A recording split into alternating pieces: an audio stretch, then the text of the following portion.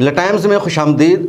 गज़ा पट्टी के साथ मशरिक़ वस्ता में इसराइल ने जंग का एक और नया महाज खोल दिया है और वो नया महाज लबनान का है। लबनान पर भी इसराइल ने हमला कर दिया है। इसराइल की फ़ौजें लबनान की तरफ जाती हुई दिख रही है।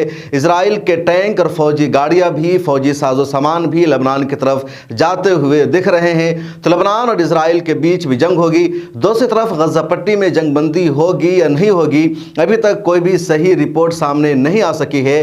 ताज़ा रिपोर्ट हमास की तरफ से यही आई है कि जंगबंदी के सिलसिले में सालिसों ने कोई भी ताज़ा पेशरफ्त नहीं की है। गज़ा पट्टी पर भी इसराइल का हमला जारी है और अल-क़साम ब्रिगेड के लड़ाके भी इजरायली सेना को लगातार जवाब दे रहे हैं। इस बीच इस्माइल हानिया जो हमास के पॉलिटिकल ब्यूरो के रहनुमा है, उनका बहुत बयान सामने आया है और उनका बयान क्या है मैं आपको बाज़ाब्ता बता रहा हूँ।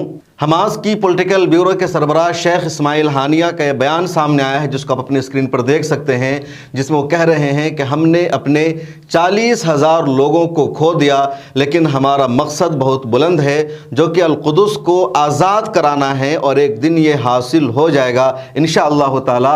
तो अब तक गज़ा पट्टी में 40,000 लोगों की इसराइल के हमला में शहादत हो चुकी है।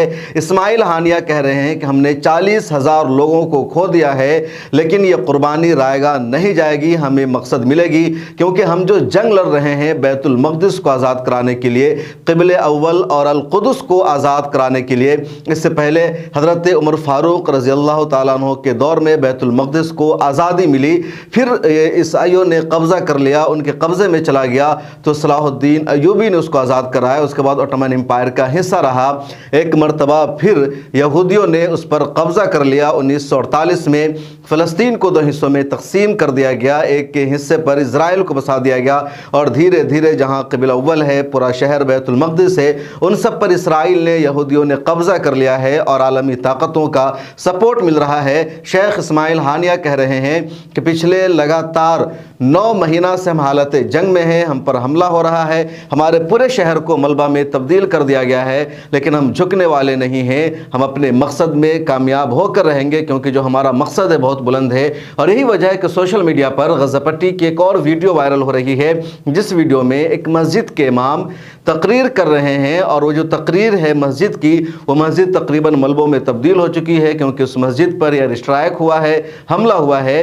और गज़ा पट्टी के इमाम साहब मुक्तदियों से नमाज के दौरान कह रहे हैं कि हम पर जितना हमला हो जाए, लेकिन हम झुकने वाले नहीं हैं। हमारी मस्जिदों को शहीद किया जा सकता है, हमारे घरों को तोड़ा जा सकता है, लेकिन हमसे हमारे ईमान को नहीं छीना जा सकता है। हमारा ईमान मजबूत है, इसलिए हम झुकने वाले नहीं हैं। शेख इस्माइल हानिया के बयान आपने देखा। इस हवाले से कुछ और अहम अपडेट है, जो इसराइल की 12वीं ब्रिगेड के कमांडर का एक बड़ा बयान सामने आया, जिसमें उसने कहा कि रफ़ा में हमास को ख़त्म करने में कम अज़ कम 2 साल मज़ीद लगेंगे।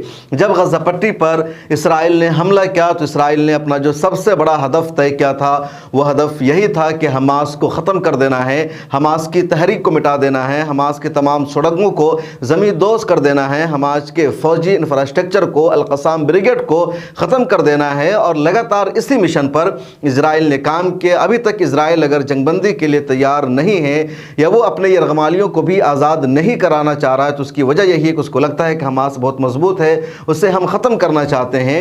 9 महीना गुजर गए हैं, लेकिन अभी तक हमास को ख़त्म करने में इसराइल नाकाम है, जबकि हमास को बाहर का कोई सपोर्ट नहीं मिल रहा है, इनके पास जदीद हथियार नहीं है, इनके पास तैयारे नहीं है, एयर स्ट्राइक करने की इनके पास सलाहियत नहीं है, इनके पास मिसाइल नहीं है, फिर भी ईमान की ताकत है और नहीं मालूम किस तरह ये जंग लड़ रहे हैं। दुनिया की जो मीडिया है, जो एजेंसियाँ हैं, वो भी पता लगाने में नाकाम है। अभी तक कोई भी ऑथेंटिक रिपोर्ट नहीं आ पाई है जिससे ये पता चल सके कि आखिर हमास की वो ताकत क्या है, उनकी वो स्ट्रेटजी क्या है, उनकी वो पॉलिसी क्या है, जिसकी वजह से उन्होंने इजराइल जैसे ताकतवर देश को, अमेरिका को, इंग्लैंड, जर्मनी, सबको घुटने टेकने पर मजबूर कर रखा है और वो लोग इनके इंफ्रास्ट्रक्चर को ख़त्म करने में नाकाम है। और अब इजराइल की 12वीं ब्रिगेड के कमांडर का ये बयान सामने आ गया कि हमास को ख़त्म करने में 2 साल का मज़ीद वक्त लगेगा।